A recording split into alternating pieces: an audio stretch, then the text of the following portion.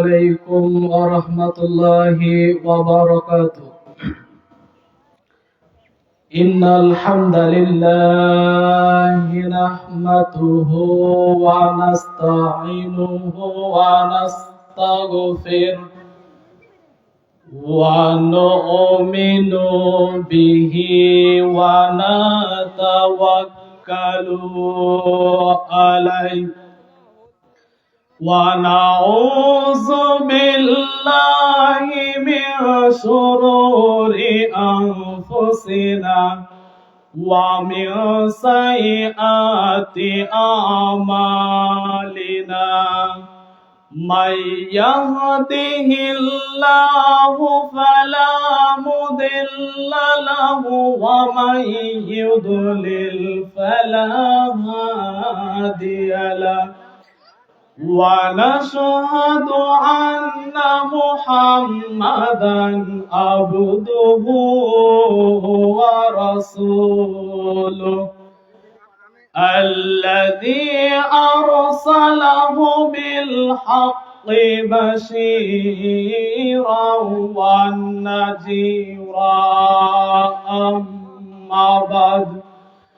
أما بعد فإن خير الحديث كتاب الله وخير الهدي هدي محمد صلى الله عليه وسلم وشر الأمور محدثاتها وكل محدثة بدعة وكل بدعة ضلالة وكل ضلالة في النار.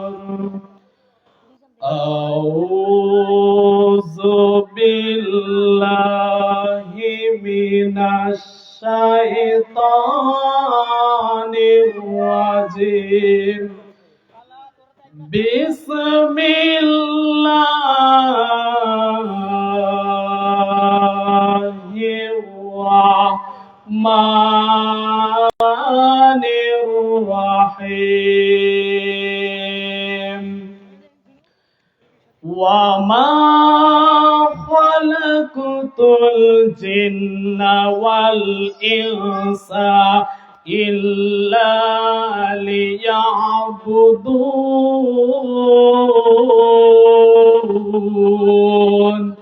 يا أيها الذين آمنوا اتقوا الله حق تقاته ولا تموتن إلا وأنتم مسلمون. إلى آخر الآية. إن أول ما يحاسب به العبد يوم القيامة إن أول الصلاة رواه الترمذي إلى آخر الحديث.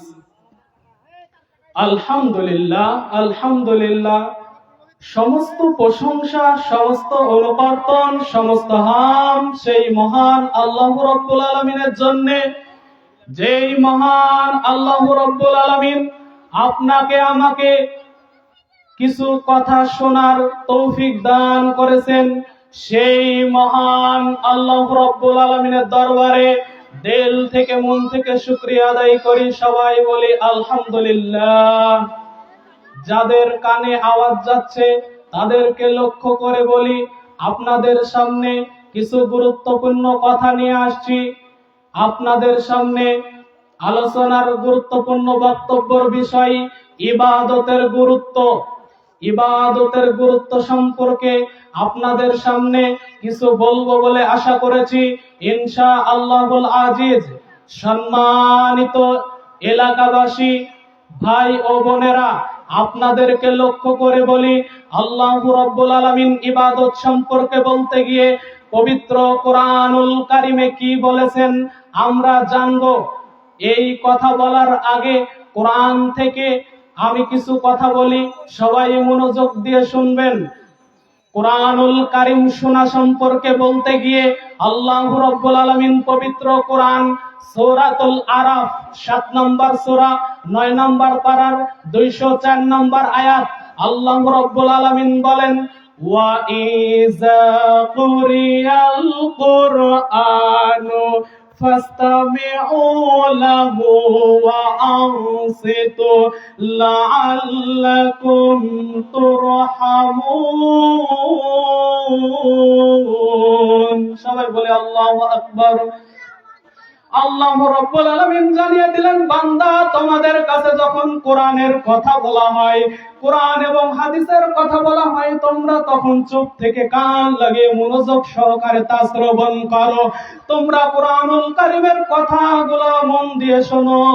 তার মধ্যে যেটা ভালো কথা, উত্তম কথা, নিজের জিন্দেগিতে মেনে নাও। আমি আল্লাহ বলে দিলাম তোমাদের আকাশ থেকে রহমত নাজিল করব। সবাই বলে সুবহানাল্লাহ। আল্লাহ রাব্বুল আলামিন শুধু তাই নয়, আরো পবিত্র কোরআনে জানিয়ে দিয়েছেন সূরাতুল জুমার 18 নম্বর আয়াত আল্লাহ রাব্বুল আলামিন বলেন, الذين يستمعون القول فيتبعون أحسنه أولئك هداهم الله وأولئك هم أولو الألباب। আল্লাহ রাব্বুল আলামিন জানিয়ে দিলেন, বান্দা যখন তোমাদের কাছে কোরআনের কথা বলা হয়, হাদিসের কথা বলা হয়, তখন তোমরা চুপ থেকে মনোযোগ সহকারে শুনবা। যেটা ভালো কথা, যেটা উত্তম কথা, নিজের জিন্দেগিতে মেনে নেবা। নিজের জিন্দেগিতে মেনে নিয়ে সেই অনুযায়ী আমল করবা। আমি আল্লাহ বলে দিলাম তারাই হলো পৃথিবীতে সবচেয়ে বুদ্ধিমান মানুষ। আল্লাহ রাব্বুল আলামিন বলেন, তোমাদের কাছে কোরআন হাদিসের কথা বলা হলে তখন তোমরা চুপ থেকে কান লাগিয়ে মনোযোগ সহকারে তা শ্রবণ করবা, শুনবা। আল্লাহ রাব্বুল আলামিন বলছেন তারাই হলো পৃথিবীতে সবচেয়ে বুদ্ধিমান মানুষ। বুদ্ধিমান মানুষ তারাই কোরআনুল কারীমের কথা শোনার পরে নিজের জিন্দেগিতে যারা মেনে নেবে, তারাই হলো বুদ্ধিমান মানুষ। আল্লাহ রাব্বুল আলামিন সূরাতুল জুমারের 18 নম্বর আয়াতে আল্লাহ রাব্বুল আলামিন এই কথা বলেন।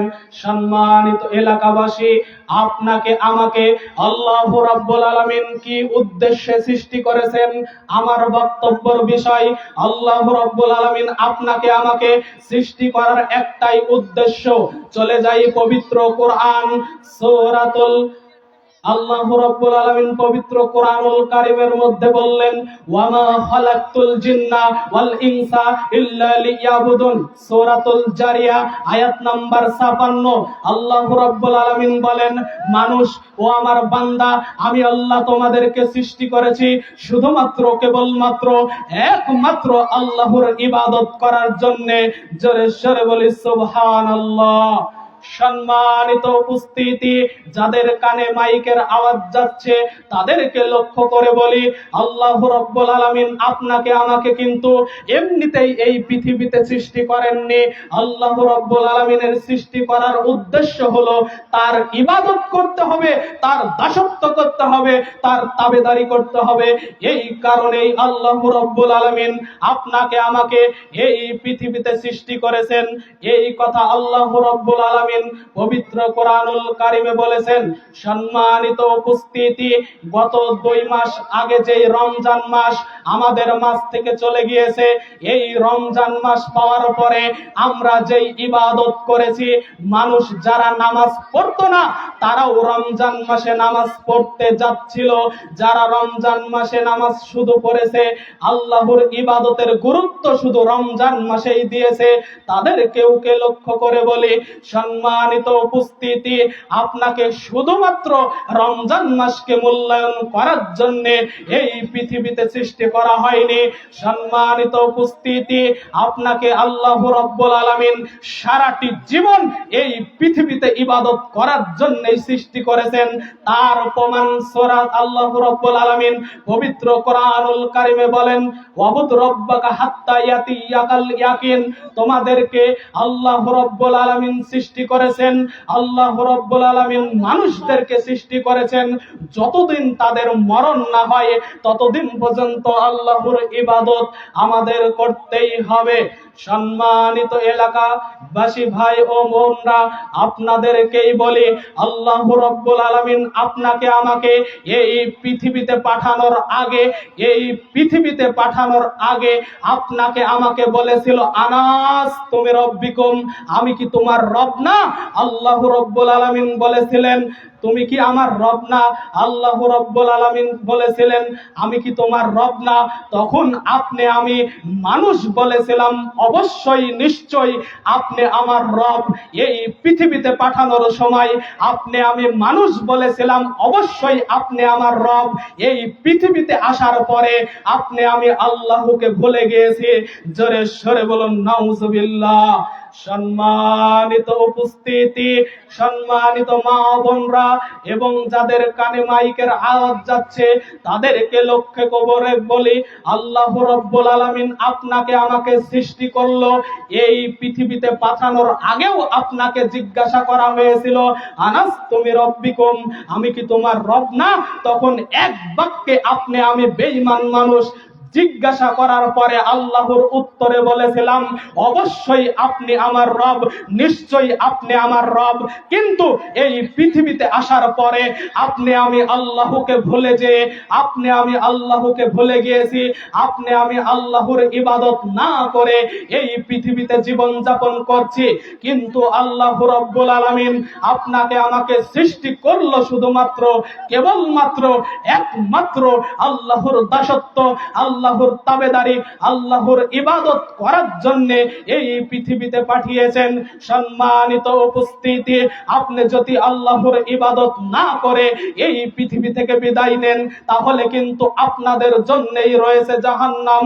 আল্লাহ রাব্বুল আলামিন পবিত্র কোরআনে সূরাতুল বুরুজের মধ্যে 10 নম্বর আয়াতে আল্লাহ রাব্বুল আলামিন বলেন, ইন্নাল্লাযীনা ফাতানুল মুমিনিনা ওয়াল মুমিনাতি সুম্মা লাম ইয়াতুবু ফালাহুম আযাবু জাহান্নাম ওয়া লাহুম আযাবুল হারিক। সবাই বলে আল্লাহু আকবার। আল্লাহ রাব্বুল আলামিন জানিয়ে দিলেন, বান্দা তোমরা যখন আমার ইবাদত করবা না, আমার তাবেদারি করবা না, আমার দাসত্ব করবা না, আমি আল্লাহ বলে দিলাম তোমাদের জন্যই তো জাহান্নাম রেডি করে রেখেছি, তোমাদেরকেই তো জাহান্নামে যাইতে হবে। সম্মানিত উপস্থিতি, আমি যখন মারা যাব সর্বপ্রথম আল্লাহ রাব্বুল আলামিন আপনাকে বলবে, আপনার রব সম্পর্কে জিজ্ঞাসা করা হবে, আনাস তুমি রব্বিকুম।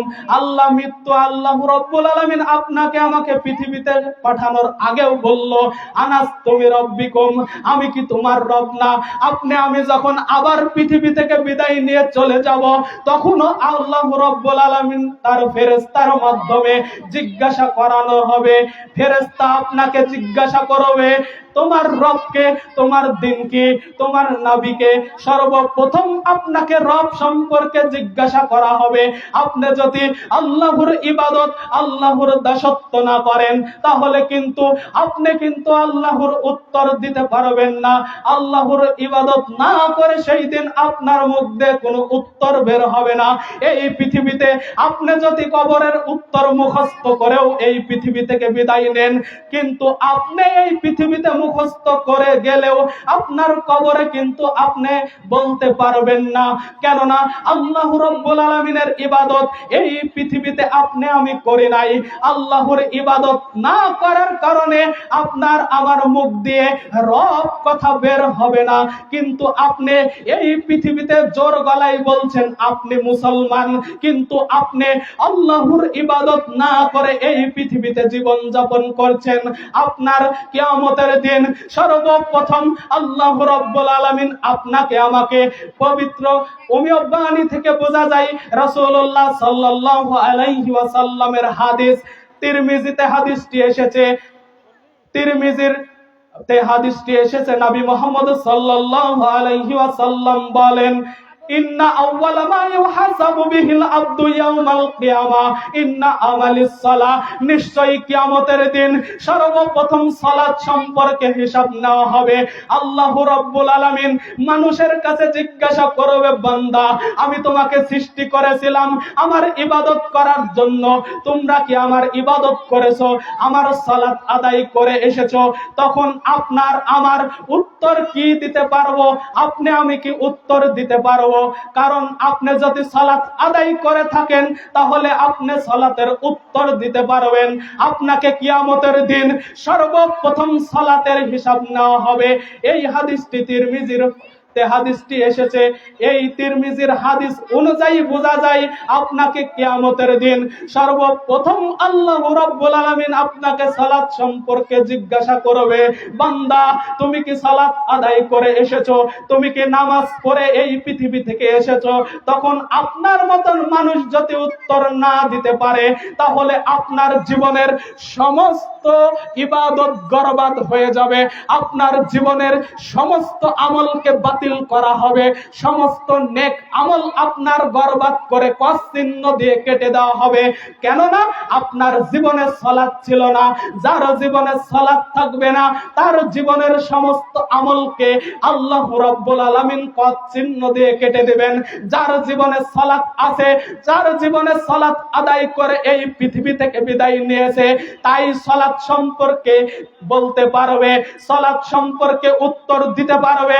যখন সালাত সম্পর্কে উত্তর দিতে পারবে তখন তার সমস্ত ইবাদত সঠিক হবে, সমস্ত ইবাদত সঠিকে পরিণত হবে। আপনি যদি সালাতের হিসাব না দিতে পারেন আপনার কিন্তু বড়ই দুর্ভাগ্য। তারপরেও আল্লাহ রাব্বুল আলামিন আরেকটি সুযোগ দিবে, ফেরেশতাকে বলবে, যাও ফেরেশতা দেখো আমার বান্দার কোন নফল সালাত আছে কি। তারপরের হাদিস, ওই হাদিসেই আল্লাহর নবী বলেন মানুষদেরকে আবার ফেরেশতার মাধ্যমে জিজ্ঞাসা করা হবে, ফেরেশতার মাধ্যমে জিজ্ঞাসা করা হবে, দেখো তো আমার বান্দার নফল সালাত আছে কি, সে ব্যক্তি দিনে ও রাতে নফল সালাত আদায় করত কি। যে ব্যক্তি নফল সালাত আদায় করবে, এই নফল সালাত ফরজ সালাতের সঙ্গে মিলিত করে যদি তার সালাতের হিসাব পরিপূর্ণ হয় তাহলে সে ব্যক্তি বেঁচে যাবে, সে ব্যক্তির সালাতের হিসাব পরিপূর্ণ হবে। কিন্তু নফল সালাত যদি পরিপূর্ণ না হয় তাহলে তার বাঁচার কোনো পথ থাকবে না, তাকে জাহান্নামে প্রবেশ করতে হবে। আল্লাহ রাব্বুল আলামিন পবিত্র কোরআনে সূরাতুল মুলক 30 নম্বর পারার সূরাতুল মুলকের 10 নম্বর আয়াত, মানুষ আফসোস করতে থাকবে, আপনার মতন বেঈমান মানুষ, আপনার মতন সামান্য মানুষ, আমার মতন মানুষরা সেই দিন পস্তাতে থাকবে, সেই দিন ভুল বুঝতে থাকবে, সেই দিন মানুষরা বলতে থাকবে, এক বাক্যে বলতে থাকবে, ওয়াকালু লাউ কুন্না নাসমাউ আও নাকিলু মা কুন্না ফি আসহাবিস সাইর। সবাই বলে আল্লাহু আকবার। সেই দিন মানুষরা বলতে থাকবে, এই পৃথিবীতে আমাদের আলেমরা, হুজুর মানুষরা আমাদের ভালো কথা বলতো, আমাদের সালাত আদায় করতে বলতো, আল্লাহর ইবাদত করার কথা বলতো, কিন্তু আমরা তার ইবাদত করতাম না, তার কথা শুনতাম না, তার কথা মানতাম না, তার ইবাদত করতাম না। সেই হুজুর মানুষের কথা আমরা মিথ্যা মনে করতাম, আমরা তার কথা মানতাম না। এ কারণেই আল্লাহ রাব্বুল আলামিন আমাকে জাহান্নামে সাইর নামক জাহান্নামে প্রবেশ করানো হয়েছে। সম্মানিত উপস্থিতি, আপনাকে আমি বলতে চাই, এই পৃথিবীতে আপনার আমি দিনী ভাই, আপনার এলাকারই সন্তান, আপনাকে আমি পরামর্শ দিচ্ছি, আপনার এলাকারই সন্তান, আপনাকে আমি কিছু পরামর্শ দিচ্ছি। আল্লাহর ইবাদত ছাড়া আপনি কিন্তু জান্নাত টিকবে না। আর আপনার যদি জান্নাত না টিকে, আপনার শাস্তির পরে শাস্তি, আপনার মতন সামান্য মানুষ ওই শাস্তি সইতে পারবে না। আপনার মতন সামান্য মানুষ আল্লাহর শাস্তির কাছে টিকতে পারবে না। মানুষ আফসোস করতে থাকবে, মানুষ বলতে থাকবে, আল্লাহ তুমি আমাকে মরণ দাও, আল্লাহ তুমি আমাকে মরণ দাও। এই পৃথিবীতে মানুষ যখন সবচেয়ে বেশি কঠিন যন্ত্রণায় পড়ে, মানুষ যখন সবচেয়ে বেশি কষ্টদায়ক জীবন যাপন করে, মানুষ যখন কষ্টে থাকে, তখন সর্বপ্রথম মানুষ বলে, আল্লাহ তুমি আমাকে মরণ দাও। এই পৃথিবীতে মানুষ যখন বলে, আল্লাহ তুমি আমাকে মরণ দাও, এই পৃথিবীতে মানুষ কষ্টে থাকার পরে আল্লাহর কাছে মরণ চায়। সেম এই পৃথিবী থেকে যখন বিদায় নিয়ে আল্লাহর কাছে কঠিন শাস্তির মুখোমুখি হবে, সেই দিন মানুষ বলতে থাকবে, আল্লাহ আমি আর এই শাস্তি সইতে পাচ্ছি না, আল্লাহ আমি এই শাস্তি সইতে পাচ্ছি না, আল্লাহ তুমি আমাকে মরণ দাও, আল্লাহ তুমি আমাকে মরণ দাও। আল্লাহ রাব্বুল আলামিনের কাছে আপনি আমি সর্বপ্রথম মরণ চাইব, কিন্তু আল্লাহ আপনার মরণ নামক পশুকে আল্লাহ রাব্বুল আলামিন কিয়ামতের দিন ওই পশুকে জবাই করে ফেলেছে।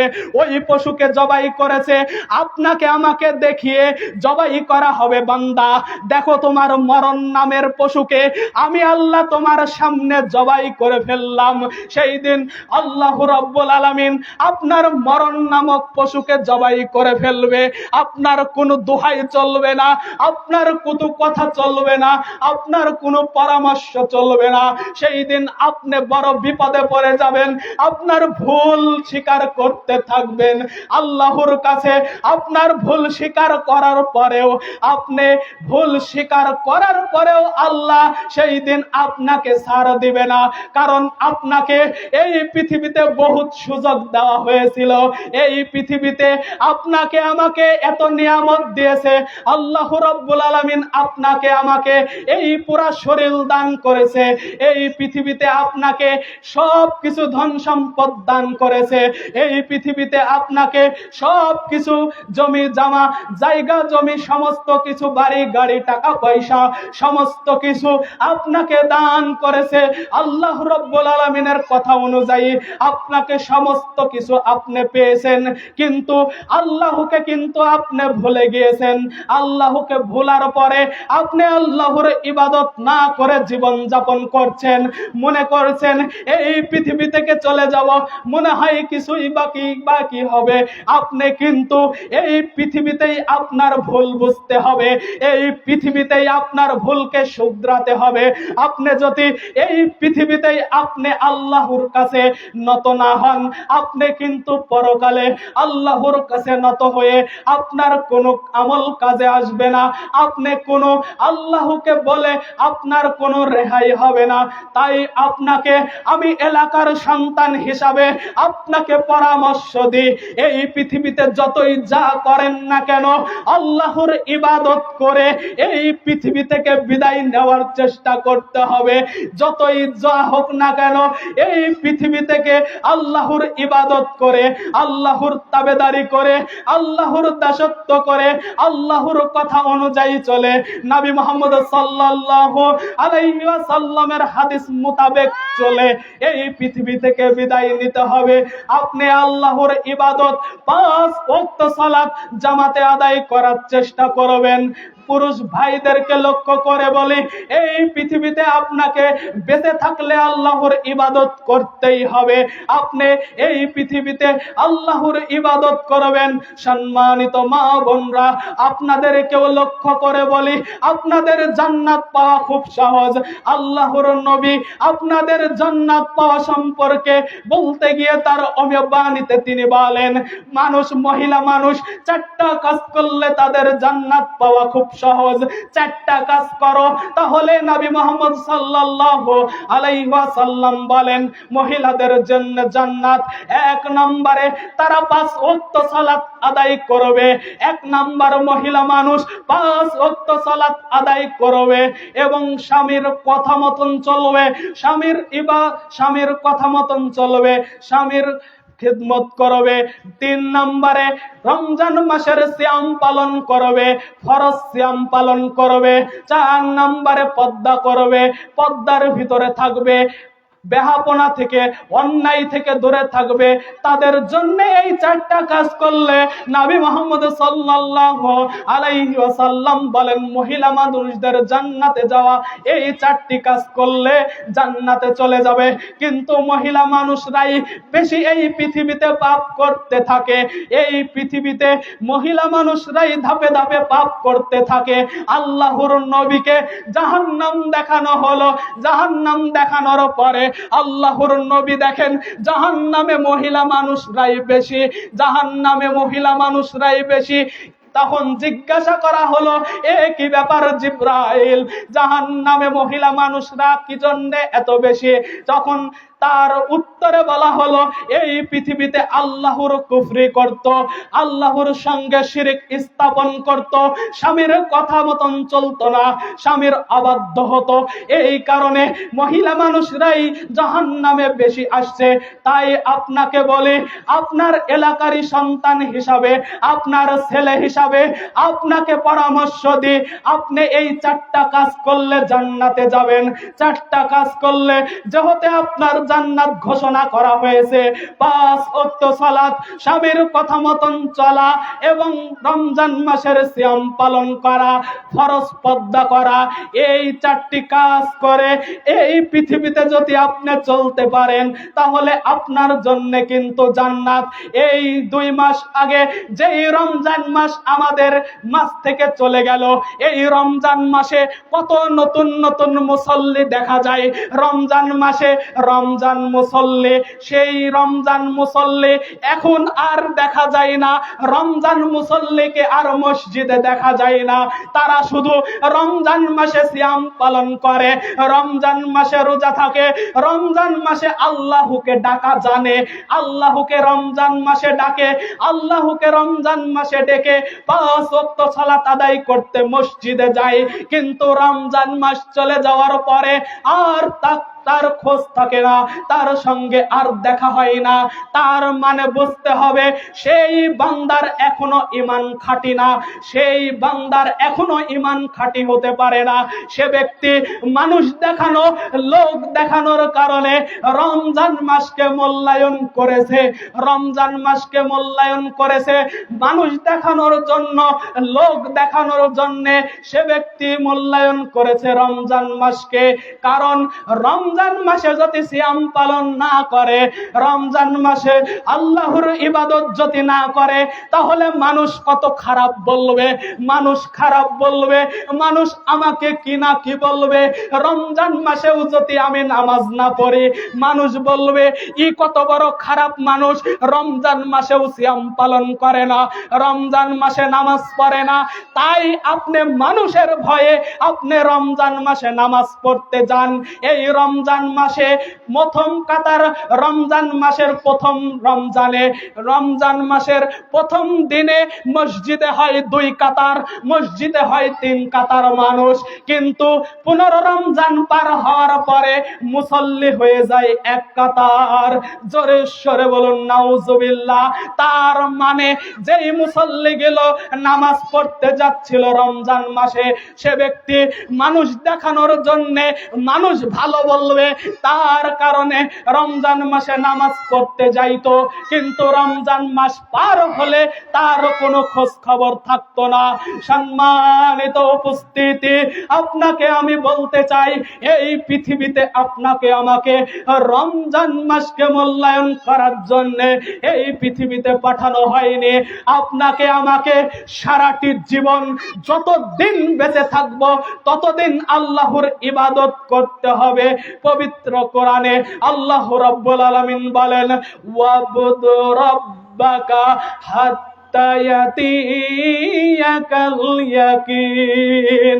আল্লাহ রাব্বুল আলামিন বলেন, বান্দা তোমরা যতদিন পর্যন্ত পৃথিবীতে বেঁচে থাকবা, আমার পৃথিবীতে যতদিন পর্যন্ত তোমরা জীবিত থাকবা ততদিন পর্যন্ত আমার ইবাদত করতেই হবে।